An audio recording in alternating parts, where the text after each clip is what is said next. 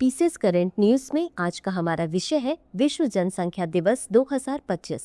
सबसे पहले देख लेते हैं पूरे एपिसोड में किन किन मुद्दों पर बात करेंगे। जानेंगे चर्चा में क्यों, विश्व जनसंख्या दिवस के बारे में, संयुक्त राष्ट्र विकास कार्यक्रम के बारे में और अंत में देखेंगे अभ्यास प्रश्न हो।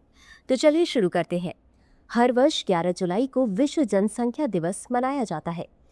वर्ष 2025 में इस दिवस की थीम है युवा लोगों को एक निष्पक्ष और आशापूर्ण दुनिया में अपने मनचाहे परिवार बनाने के लिए सशक्त बनाना। यह दिवस वैश्विक जनसंख्या वृद्धि, सतत विकास, स्वास्थ्य सेवा, प्रजनन अधिकार और लैंगिक समानता जैसे मुद्दों पर जागरूकता बढ़ाने के लिए मनाया जाता है। बता दें कि 2050 तक विश्व की जनसंख्या लगभग 9.7 बिलियन तक पहुंच सकती है। यह थीम युवाओं को उनके भविष्य के बारे में सोच समझकर निर्णय लेने, शिक्षा, स्वास्थ्य सेवा और संसाधनों तक समान पहुंच का अधिकार दिलाने पर केंद्रित है। अगर आप भी कर रहे हैं एसएससी की तैयारी तो जुड़िए दृष्टि आईएएस की नई पहल दृष्टि एसएससी से, जहां आपको मिलेंगी free live classes, PYQs, demo classes, notification videos और स्ट्रैटेजी। तो अभी सब्सक्राइब करें दृष्टि एसएससी। डिस्क्रिप्शन में दिए गए लिंक पर जाकर चैनल को सब्सक्राइब करें। अब जान लेते हैं विश्व जनसंख्या दिवस के बारे में। इसका उद्देश्य वैश्विक जनसंख्या मुद्दों के बारे में जागरूकता बढ़ाना है, जिसमें सतत विकास, स्वास्थ्य और पर्यावरण पर जनसंख्या वृद्धि के प्रभाव शामिल हैं। विश्व जनसंख्या दिवस हमारे ग्रह और समाज को प्रभावित करने वाली जनसंख्या संबंधी चुनौतियों से निपटने की तात्कालिकता पर प्रकाश डालता है। साथ ही यह परिवार नियोजन, लैंगिक समानता, गरीबी उन्मूलन और सतत विकास के महत्व को बढ़ावा देने के लिए एक मंच के रूप में कार्य करता है।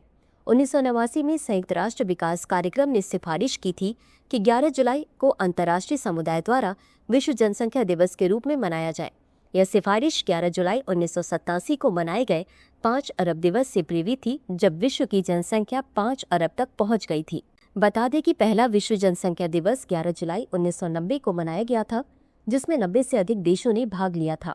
यह दिवस जनसंख्या वृद्धि की गति, उसके प्रभाव और इससे उत्पन्न चुनौतियों के प्रति जागरूकता बढ़ाने के लिए मनाया जाता है। साथ ही यह परिवार नियोजन, लैंगिक समानता, स्वास्थ्य सेवा तक पहुंच और सतत विकास को बढ़ावा देने के लिए अंतर्राष्ट्रीय समुदाय को प्रेरित करता है।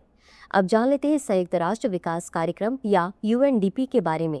यह संयुक्त राष्ट्र का वैश्विक विकास नेटवर्क है। इसकी स्थापना वर्ष 1965 में संयुक्त राष्ट्र महासभा द्वारा की गई थी। यह अल्पविकसित देशों को सहायता प्रदान करने पर जोर देने के साथ ही विकासशील देशों के लिए विशेषज्ञ सलाह, प्रशिक्षण एवं अनुदान सहायता सुनिश्चित करता है।